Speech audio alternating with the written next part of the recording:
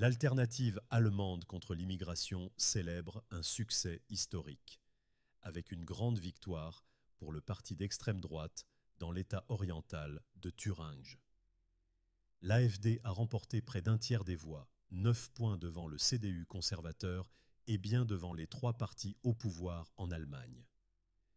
Ce résultat donne à l'extrême droite sa première victoire dans les élections parlementaires d'État depuis la Seconde Guerre mondiale, bien qu'elle ait peu d'espoir de former un gouvernement dans cet État, car les autres partis sont peu susceptibles d'accepter une coalition avec elle.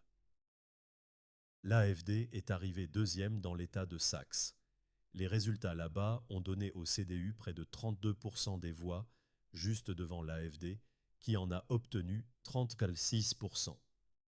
Le chancelier Olaf Scholz a déclaré que les résultats étaient amers et a appelé les autres grands partis à former des gouvernements dans ces deux États sans l'extrême droite.